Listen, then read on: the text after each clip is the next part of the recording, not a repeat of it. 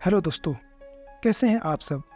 Inside future YouTube channel में आपका फिर से स्वागत है। आज मुझे आपको पर्सनल डेवलपमेंट और आध्यात्मिक ज्ञान की दुनिया की एक टाइमलेस जेम से परिचित कराते हुए अत्यंत खुशी हो रही है। यह एक ऐसी पुस्तक है जिसने लाखों लोगों के जीवन को प्रभावित किया है, उन्हें प्रचुरता, पूर्णता और उनकी इच्छित अंतिम सफलता की ओर मार्गदर्शन किया है। इस परिवर्तनकारी यात्रा में मेरे साथ शामिल हूँ क्योंकि हम दीपक चोपड़ा द्वारा लिखित the 7 spiritual laws of success के बारे में बात करने वाले हैं। कियोस, स्ट्रेस और रिलेंटलेस परस्यूट की निरंतर खोज से भरी दुनिया में सच्ची सफलता का क्या मतलब है, इस पर ध्यान देना आसान है, लेकिन डरो मत। यह गहन पुस्तक एक प्रकाश स्तंभ के रूप में कार्य करती है जो अधिक सार्थक और संतुलित अस्तित्व का मार्ग प्रशस्त करती है। प्रतिष्ठित लेखक और स्पिरिचुअल लीडर दीपक चोपड़ा द्वारा लिखित सफलता के 7 आध्यात्मिक नियम the 7 spiritual laws of success आपके भीतर की वास्तविक क्षमता को अनलॉक करने में मदद करने के लिए गहन इंसाइट्स और व्यावहारिक मार्गदर्शन प्रदान करती है। दीपक चोपड़ा की विशेषता और बुद्धिमत्ता चमकती है क्योंकि वह विभिन्न परंपराओं से आध्यात्मिक शिक्षाओं को खूबसूरती से जोड़ते हैं, जिससे वे हमारे आधुनिक जीवन के लिए सुलभ और प्रासंगिक बन जाते हैं। इस पुस्तक में उन्होंने 7 शक्तिशाली सिद्धांतों का खुलासा किया, जिनमें से प्रत्येक एक आध्यात्मिक लॉज का प्रतिनिधित्व करते हैं, जिसे अपनाने और लागू करने पर हमारे जीवन को उन तरीकों से बदला जा सकता है जिनके बारे में हमने कभी सोचा भी नहीं था। अपनी पुस्तक 7 स्पिरिचुअल लॉज ऑफ सक्सेस में दीपक चोपड़ा सफलता के बारे में सोचने का एक नया तरीका प्रस्तुत करते हैं। उनका तर्क है कि सफलता कड़ी मेहनत, सटीक योजनाओं या महत्वाकांक्षाओं को पूरा करने का परिणाम नहीं है। इसके बजाय यह पूरी सृष्टि को नियंत्रित करने वाले प्राकृतिक नियमों के साथ सद्भाव में रहने का परिणाम है। दोस्तों, अगर आपने अभी तक अपने इन्वेस्टमेंट की जर्नी को स्टार्ट नहीं किया है तो अभी जाइए वीडियो के डिस्क्रिप्शन में, जहां आपको इंडिया के बेस्ट ब्रोकरेज फर्म के साथ अकाउंट खोलने का मौका मिलेगा और अपने फर्स्ट इन्वेस्टमेंट की जर्नी शुरू कीजिए। आइए चलते हैं समरी में आगे। इस पुस्तक को 7 चैप्टर्स में डिवाइड किया गया है, जिनमें से प्रत्येक 7 स्पिरिचुअल लॉज में से एक के बारे में बताते हैं। तो ये लॉज कुछ इस तरह है। शुद्ध क्षमता का नियम, the law of pure potentiality. Number 2 है देने का नियम, the law of giving. Number 3 है कर्म का नियम, द लॉ ऑफ गिविंग। न्यूनतम प्रयास का नियम, the law of least effort. इरादे और इच्छा का नियम, the law of intention and desire. पृथक्करण का नियम, द लॉ ऑफ डिटैचमेंट। और धर्म का विधान, शुद्ध क्षमता का नियम। आइए चलते हैं और देखते हैं हम फर्स्ट नियम को, द लॉ ऑफ धर्म। पहला नियम है शुद्ध क्षमता का नियम। शुद्ध क्षमता का नियम बताता है कि सभी शुद्ध चेतना से बने हैं। यह शुद्ध चेतना सभी संभावनाओं और अनंत रचनात्मकता का क्षेत्र है। यह हमारा आध्यात्मिक सार है। देने का नियम, दूसरा नियम। देने का नियम कहता है कि जितना अधिक हम देंगे उतना अधिक हम प्राप्त करेंगे। ऐसा इसलिए है क्योंकि जब हम देते हैं तो हम ब्रह्मांड में प्रचुरता की प्रवाह से जुड़े होते हैं। हम और अधिक आशीर्वाद प्राप्त करने के लिए भी खुद को खोल रहे हैं। नंबर 3 कर्म का नियम, तीसरा नियम। कर्म का नियम बताता है कि प्रत्येक क्रिया की प्रतिक्रिया होती है। इसका मतलब यह है कि हम जो भी करते हैं, अच्छा या बुरा, वह किसी न किसी रूप में हमारे पास वापस आएगा। नंबर 4 न्यूनतम प्रयास का नियम। न्यूनतम प्रयास का नियम बताता है कि अपने लक्ष्यों को प्राप्त करने का सबसे प्रभावी तरीका सहजता से ऐसा करना है। इसका मतलब यह है कि हमें चीज़ों को थोपना नहीं चाहिए या परिणाम को नियंत्रित करने का प्रयास नहीं करना चाहिए। इसके बजाय हमें बस इसे छोड़ देना चाहिए और भरोसा करना चाहिए कि ब्रह्मांड वैसे ही प्रकट होगा जैसे उसे होना चाहिए। नंबर 5 इरादे और इच्छा का नियम। इरादे और इच्छा का नियम बताता है कि हमारे इरादे और इच्छाएं हमारी वास्तविकता को आकार देने की शक्ति रखते हैं। इसका मतलब यह है कि हमारे पास स्पष्ट इरादे और मजबूत इच्छा होती है तो हम अपने सपनों को हकीकत में बदल सकते हैं। अब छठा नियम, पृथक्करण का नियम। पृथक्करण का नियम कहता है कि सच्ची सफलता प्राप्त करने के लिए हमें अपनी आसक्तियों को छोड़ देना चाहिए। इसका मतलब यह है कि हमें नियंत्रण की आवश्यकता, विफलता का डर और परिणाम के प्रति अपना लगाव छोड़ देना चाहिए। और नियम सातवां, धर्म का विधान। धर्म का विधान बताता है कि हम में से प्रत्येक का जीवन में एक अनूठा उद्देश्य है। जब हम अपने धर्म के अनुरूप रहते हैं तो हम सच्ची संतुष्टि और सफलता का अनुभव करते हैं। तो दोस्तों, आइए इन सभी नियमों को विस्तार से इस बुक समरी में चैप्टर्स के माध्यम से जानते हैं। तो chapter number 1, the law of pure potentiality, शुद्ध क्षमता का नियम। सफलता का पहला नियम शुद्ध क्षमता का नियम है। यह नियम बताता है कि हम सभी शुद्ध चेतना से बने हैं, जो सभी संभावनाओं और अनंत रचनात्मकता का क्षेत्र है। यह हमारा आध्यात्मिक सार है। चोपड़ा बताते हैं कि शुद्ध चेतना समय, स्थान और रूप से परे है। यह समस्त सृष्टि का स्रोत है। जब हम अपनी शुद्ध चेतना के संपर्क में होते हैं तो हम ब्रह्मांड द्वारा प्रदान की जाने वाली सभी अच्छाइयों को प्राप्त करने के लिए तैयार होते हैं। हम अपने सपनों को हकीकत में बदलने में भी सक्षम हैं। शुद्ध क्षमता से कैसे जुड़ें? How to connect with pure potentiality. शुद्ध क्षमता से जुड़ने के कई तरीके हैं। एक रास्ता है ध्यान के माध्यम से। जब हम ध्यान करते हैं तो हम अपने दिमाग को शांत करते हैं और खुद को शुद्ध चेतना के प्रवाह के लिए खुला रहने देते हैं। शुद्ध क्षमता से जुड़ने का दूसरा तरीका प्रकृति के माध्यम से है। जब हम प्रकृति के समय बिताते हैं तो हम ब्रह्मांड की विशालता से घिरे होते हैं और हम इसके साथ अपना जुड़ाव महसूस कर सकते हैं। शुद्ध क्षमता से जुड़ने के लाभ, the benefits of connecting with pure potentiality. शुद्ध क्षमता से जुड़ने के कई फायदे हैं। जब हम अपनी शुद्धता चेतना के संपर्क में होते हैं तो हमें शांति, आनंद और कल्याण की अनुभूति होती है। हम अपने आसपास की दुनिया और अपनी आंतरिक बुद्धि से भी अधिक जुड़ाव महसूस करते हैं। इसके अलावा जब हम शुद्ध क्षमता से जुड़े होते हैं तो हम अपने सपनों को हकीकत में बदलने में सक्षम होते हैं। ऐसा इसलिए है क्योंकि हम ब्रह्मांड की अनंत रचनात्मकता का लाभ उठाने में सक्षम हैं। जब हमारे पास एक स्पष्ट इरादा और एक मजबूत इच्छा होती है तो हम ब्रह्मांड में एक बीज बो सकते हैं और यह अंततः वास्तविकता में विकसित होगी। शुद्ध क्षमता से जुड़ने में बाधाएं, obstacles to connect with pure potentiality. कुछ बाधाएं हैं जो हमें शुद्ध क्षमता से जुड़ने से रोक सकती हैं। एक बाधा भय है। जब हम भयभीत होते हैं तो हम शुद्ध चेतना के प्रवाह से स्वयं को दूर कर लेते हैं। एक और बाधा निर्णय है। जब हम खुद को या दूसरों को आंकते हैं तो हम अलगाव पैदा करते हैं और हम शुद्ध क्षमता की एकता का अनुभव नहीं कर पाते। आगे का रास्ता, द वे फॉरवर्ड। इन बाधाओं को दूर करने का तरीका है सचेतना का अभ्यास करना। माइंडफुलनेस बिना किसी निर्णय के वर्तमान क्षण पर ध्यान देने का अभ्यास है। जब हम जागरूक होते हैं तो हम अपने विचारों और भावनाओं को देख पाते हैं कि वे क्या हैं। उनमें फंसे बिना हम यह शुद्ध चेतना के प्रवाह के प्रति खुला रहने की अनुमति देते हैं। अब chapter number 2, the law of giving, देने का नियम। सफलता का दूसरा नियम है देने का नियम। ये नियम कहता है कि जितना अधिक हम देंगे उतना ही अधिक हम प्राप्त करेंगे। ऐसा इसलिए है क्योंकि जब हम देते हैं तो ब्रह्मांड में प्रचुरता के प्रवाह से जुड़ जाते हैं। हम और अधिक आशीर्वाद प्राप्त करने के लिए भी खुद को खोल रहे होते हैं। देना क्या है? What is giving? देना केवल पैसे या भौतिक संपत्ति के बारे में नहीं है। यह अपना समय, अपनी प्रतिभा या अपना प्यार देने के बारे में भी हो सकता है। जब हम वास्तविक उदारता के स्थान से देते हैं तो हमें वस्तु के रूप में पुरस्कृत किया जाता है। देना कैसे काम करता है? How does giving work? देने का नियम काम करता है क्योंकि ब्रह्मांड गतिशील विनिमय की एक प्रणाली है। जब हम देते हैं तो हम ऊर्जा का एक प्रवाह बना रहे होते हैं जो अप्रत्याशित तरीकों से हमारे पास लौटता है।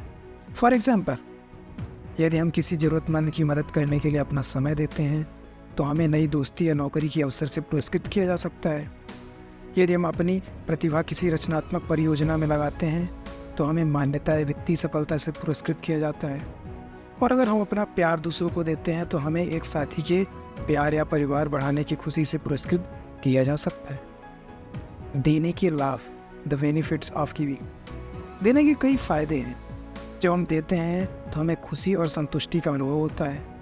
हम दूसरों से और अपने आसपास की दुनिया से भी अधिक जुड़ाव महसूस करते हैं। इसके अलावा देने से हमें तनाव कम करने, अपने स्वास्थ्य में सुधार करने और लंबे समय तक जीने में मदद मिल सकती है। अब देने में बाधाएं भी आती हैं। वो क्या बाधाएं हैं? कुछ बाधाएं हैं जो हमें देने से रोक सकती हैं। एक बाधा भय है। हमें डर हो सकता है कि हमारे पास अपने लिए पर्याप्त नहीं होगा या हमारा फ़ायदा उठाया जाएगा। एक और बाधा निर्णय है। हम स्वयं को या दूसरों को प्राप्त करने योग्य नहीं मान सकते। आगे का रास्ता, द वे फॉरवर्ड। इन बाधाओं को दूर करने का तरीका उदारता का अभ्यास करना है। उदारता बदले में कुछ भी अपेक्षा किए बिना देने की प्रथा है। जब हम उदार होते हैं तो हम अपने डर और निर्णयों को त्यागने और प्रचुरता के प्रवाह के लिए खुद को खोलने में सक्षम होते हैं। दोस्तों, अगर वीडियो आपको पसंद आ रही है तो वीडियो को बिना लाइक किए मत जाइए और चैनल को सब्सक्राइब करना ना भूलें। आइए चलते हैं चैप्टर नंबर 3 में, द लॉ ऑफ कर्म। कर्म का नियम। सफलता का तीसरा नियम कर्म का नियम है। यह नियम कहता है कि प्रत्येक क्रिया की प्रतिक्रिया होती है। इसका मतलब यह है कि हम जो भी करते हैं, अच्छा या बुरा, वह किसी न किसी रूप में हमारे पास वापस आए। कर्म क्या है? What is Karma? कर्म एक संस्कृत शब्द है जिसका अर्थ है क्रिया या कर्म। कर्म के नियम के संदर्भ में कर्म का तात्पर्य कारण और प्रभाव के नियम से है। इसका मतलब यह है कि हमारे विचार, शब्द और कार्य हमारे चारों ओर एक कर्म क्षेत्र बनाते हैं। यह कर्म क्षेत्र हमारे जीवन में समान अनुभवों को आकर्षित करता है। कर्म कैसे कार्य करता है? हाउ डज कर्म वर्क? कर्म का नियम काम करता है क्योंकि ब्रह्मांड गतिशील विनिमय की एक प्रणाली है।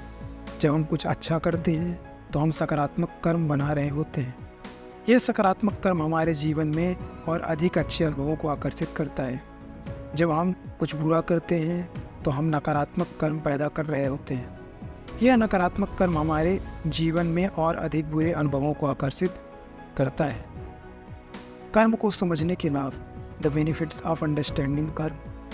कर्म को समझने के कई फायदे हैं। जब हम कर्म को समझते हैं तो हम अपने जीवन में पैटर्न देखना शुरू कर सकते हैं। हम देख सकते हैं कि हमारे विचार, शब्द और कार्य कैसे हमारे अनुभवों का निर्माण कर रहे हैं। यह हमें अपने जीवन की जिम्मेदारी लेने और उस प्रकार का कार्य क्षेत्र बनाने की अनुमति देता है जिसे हम आकर्षित करना चाहते हैं।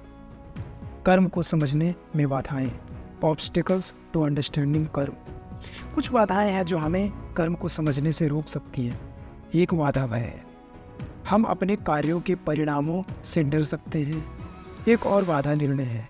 हम खुद को या दूसरों को अच्छा या बुरा मान सकते हैं। आगे का रास्ता। इन बाधाओं को दूर करने का तरीका करुणा का अभ्यास करना है। करुणा बिना किसी निर्णय के दूसरों को समझने और स्वीकार करने का अभ्यास है।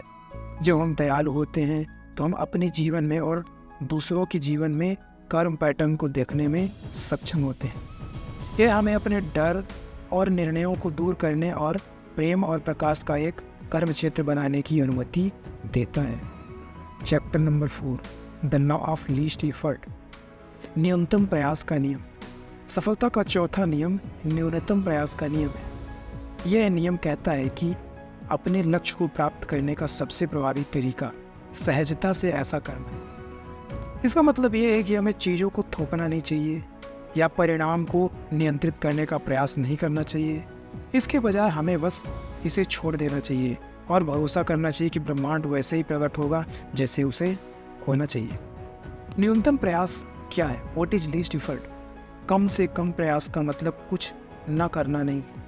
यह बिना किसी अनावस्थित संघर्ष के सही तरीके से सही काम करने के बारे में है। जब हम कम से कम प्रयास के साथ कार्य करते हैं तो हम ब्रह्मांड के प्रवाह के साथ जुड़ जाते हैं और हम अपने लक्ष्यों को आसानी से प्राप्त करने में सक्षम होते हैं। न्यूनतम प्रयास कैसे काम करता है? How does least effort work?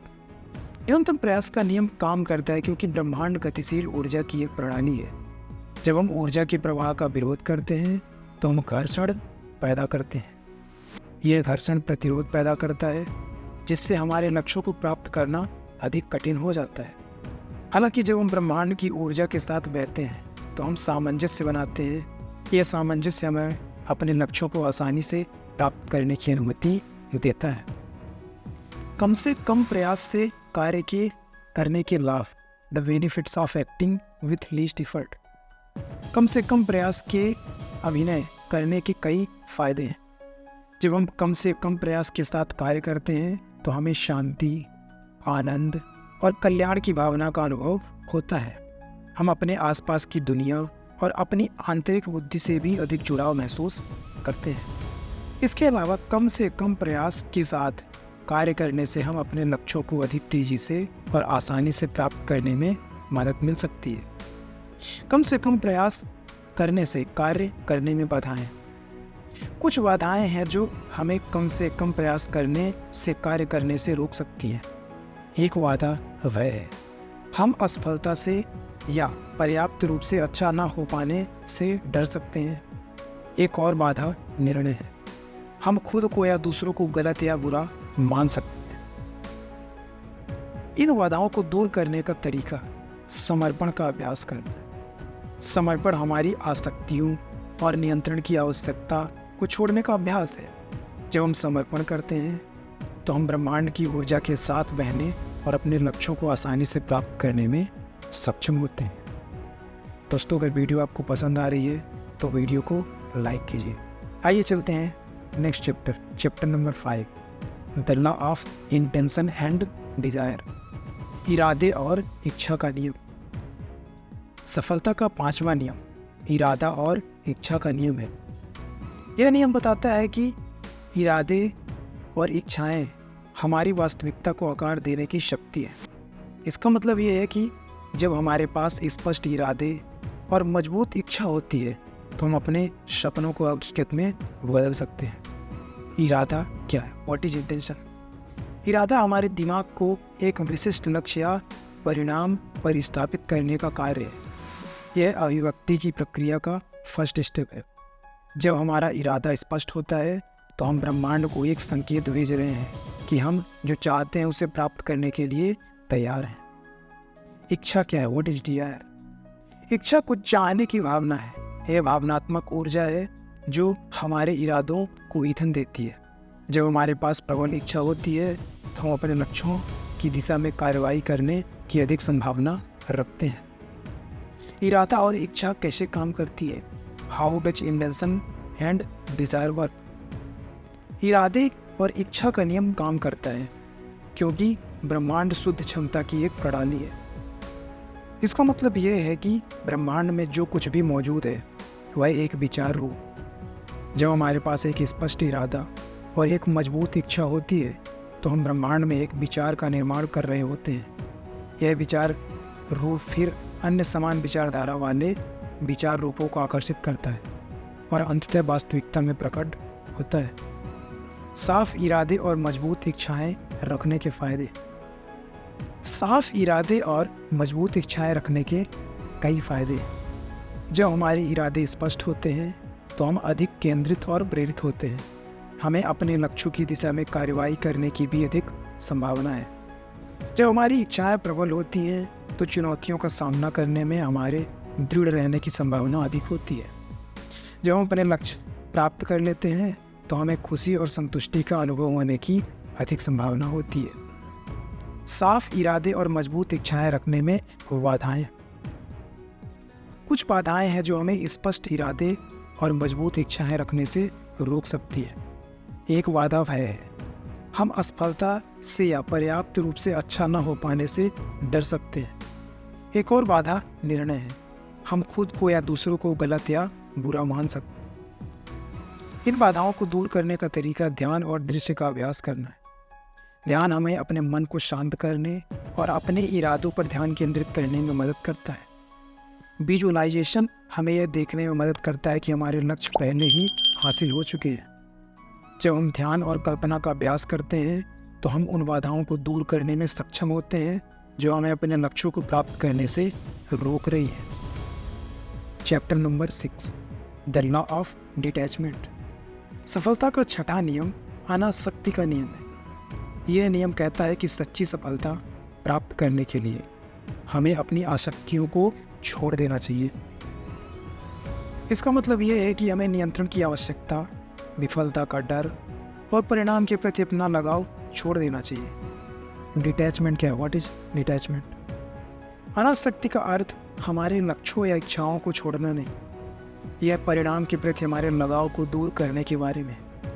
जब हम अलग हो जाते हैं तो हम जो कुछ भी होते हैं उसे स्वीकार करने में सक्षम होते हैं, चाहे वह हो जिसकी हमने आशा की थी या। डिटैचमेंट कैसे काम करता है?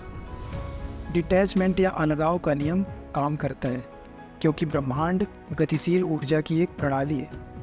जब हम अपनी इच्छाओं से जुड़े होते हैं तो हम प्रतिरोध पैदा करते हैं। यह प्रतिरोध ऊर्जा की प्रवाह में रुकावट पैदा करता है, जिससे हमारे लक्ष्यों को प्राप्त करना अधिक कठिन हो जाता है। हालांकि जब हम अलग होते हैं तो हम ऊर्जा को स्वतंत्र रूप से प्रवाहित होने देते हैं। इससे हम अपने लक्ष्यों को आसानी से प्राप्त कर सकते हैं। अनासक्ति के लाभ। वैराग्य के अनेक लाभ हैं। जब हम अलग हो जाते हैं तो हम शांति, आनंद और कल्याण की भावना का अनुभव करते हैं। हम अपने आसपास की दुनिया और अपनी आंतरिक बुद्धि से भी अधिक जुड़ाव महसूस करते हैं। इसके अलावा वैराग्य हमें अपने लक्ष्यों को अधिक तेजी से और आसानी से प्राप्त करने में मदद कर सकता है। पृथक्करण में बाधाएं, ऑब्स्टिकल्स टू डिटैचमेंट। कुछ बाधाएं हैं जो हमें वैराग्य से रोक सकती हैं, है ना, जिसमें से भय, असफलता का डर है या पर्याप्त अच्छा न होना है, जिसकी वजह से हम दूसरों से अलग या उनको बुरा मान सकते हैं। इन बाधाओं को दूर करने का तरीका है सचेतना का अभ्यास करना। माइंडफुलनेस बिना किसी निर्णय के वर्तमान क्षण पर ध्यान देने का अभ्यास है। जब हम जागरूक होते हैं तो हम अपने विचार और भावनाओं को देख पाते हैं कि वे क्या हैं, उनमें फंसे बिना। यह हमें परिणाम से अलग रहने और ऊर्जा को स्वतंत्र रूप से प्रवाहित करने की अनुमति देता है। आइए दोस्तों देखते हैं इस समरी का last chapter number 7, the law of धर्म। धर्म का विधान। सफलता का 7वां और अंतिम नियम धर्म का नियम है। यह कानून बताता है कि हम सभी यहाँ पृथ्वी पर एक अद्वितीय उद्देश्य को पूरा करने के लिए हैं।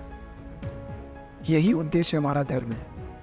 जब हम अपने धर्म के अनुरूप रहते हैं तो हमें सच्ची सफलता का अनुभव होता है। धर्म क्या है? व्हाट इज धर्म? धर्म एक संस्कृत शब्द है जिसका अर्थ है सही कार्य या कर्तव्य। यह जीवन में हमारा अद्वितीय उद्देश्य है। जब हम अपने धर्म के अनुरूप रहते हैं तो हम वही कर रहे होते हैं जो हमें करना चाहिए। हम भी दुनिया में बदलाव ला रहे हैं। धर्म कैसे काम करता है? हाउ डज धर्म वर्क? धर्म का नियम काम करता है क्योंकि ब्रह्मांड व्यवस्था और सद्भाव की एक प्रणाली है। जब हम अपने धर्म के अनुरूप रहते हैं तो हम ब्रह्मांड के साथ सामंजस्य बिठाते हैं। इससे हम अपने लक्ष्य हासिल कर सकते हैं और दुनिया में बदलाव ला सकते हैं। धर्म के अनुरूप जीवन जीने के लाभ। अपने धर्म के अनुरूप जीवन जीने के कई लाभ हैं। जब हम अपने धर्म के अनुरूप रहते हैं तो हम शांति, आनंद और कल्याण की भावना का अनुभव करते हैं। हम अपने आसपास की दुनिया और अपनी आंतरिक बुद्धि से भी अधिक जुड़ाव महसूस करते हैं। इसके अलावा अपने धर्म के अनुरूप रहने से हमें अपने लक्ष्य को अधिक तेजी से और आसानी से प्राप्त करने में मदद मिलती है। आगे का रास्ता। इन बाधाओं को दूर करने का तरीका आत्मखोज का अभ्यास करना है। आत्मखोज ये पता लगाने की प्रक्रिया है कि हम कौन हैं और हमें क्या करना है। जब हम आत्मखोज का अभ्यास करते हैं तो हम अपने आंतरिक ज्ञान से जुड़ने और अपने धर्म को खोजने में सक्षम होते हैं। तो दोस्तों, हमने अभी 7 चैप्टर को कंप्लीट किया है। आइए अब हम इसे थोड़ा सा सभी चैप्टर्स को समराइज करते हैं कंक्लूजन के रूप में, और देखते हैं कि हमने क्या क्या सीखा और क्या क्या चीज़ें हैं जो हमें सक्सेस बनाने के लिए मदद कर सकती। जैसे जैसे दीपक चोपड़ा द्वारा लिखित द 7 लॉज ऑफ सक्सेस के माध्यम से हमारी परिवर्तनकारी यात्रा समाप्त होती है, हम खुद को गहन ज्ञान और व्यवहारिक मार्गदर्शन में समृद्ध पाते हैं। इस बुक ने हमें अपनी वास्तविक क्षमता को उजागर करने और जीवन के सभी क्षेत्रों में सफलता प्राप्त करने का एक रोड मैप पेश किया है। तो आइए उन जेम्स को इकट्ठा करें जिन्हें हमने खोजा है और अपने फाइनल रिफ्लेक्शन पर आगे बढ़ें।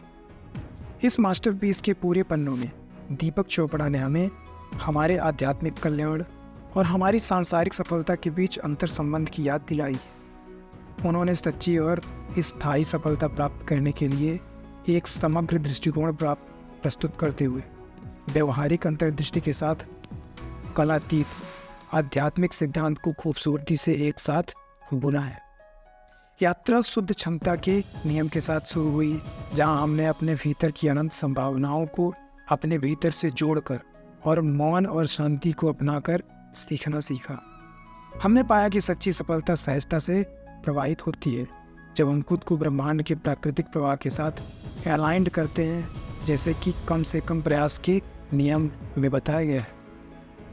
दीपक चोपड़ा ने हमें भौतिक लाभ की निरंतर खोज से दूर और देने की शक्ति की ओर मार्गदर्शन करते हुए सफलता पर अपना दृष्टिकोण बदलने के लिए आमंत्रित किया।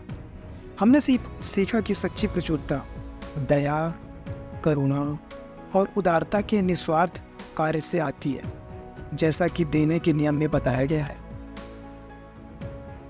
दीपक चोपड़ा ने हमें धर्म के कानून के माध्यम से अपने जीवन के उद्देश्य की खोज करने और उसके साथ अपने कार्य को संरेखित करने के महत्व की भी याद दिलाई।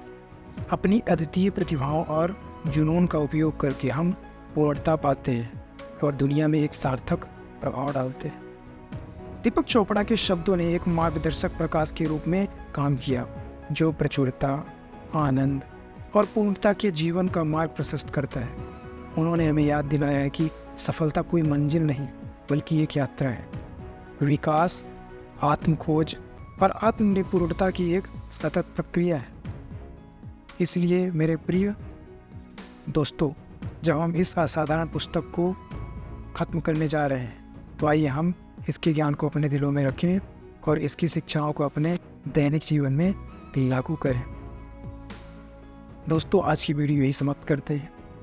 वीडियो के डिस्क्रिप्शन में इस बुक के हिंदी और इंग्लिश वर्जन का बेस्ट बाय लिंक मिल जाएगा, तो वहाँ से जाके आप बाई कर सकते हैं। दोस्तों, अगर आपने अभी तक अपने इन्वेस्टमेंट की जर्नी को स्टार्ट नहीं किया है, तो अभी जाइए वीडियो के डिस्क्रिप्शन में, जहाँ आपको इंडिया के बेस्ट ब्रोकरेज फंड के साथ अकाउंट खोलिए और अपने पहले इन्वेस्टमेंट की जर्नी को शुरू कीजिए। दोस्तों, अगर वीडियो आपको पसंद आई है तो वीडियो को लाइक कीजिए और ऐसी ही मोटिवेशनल वीडियोज़ की समरी देखने के लिए चैनल को सब्सक्राइब कीजिए। कमेंट करके बताइए वीडियो कैसा लगा। अपना वैल्यूएबल टाइम देने के लिए थैंक यू सो मच।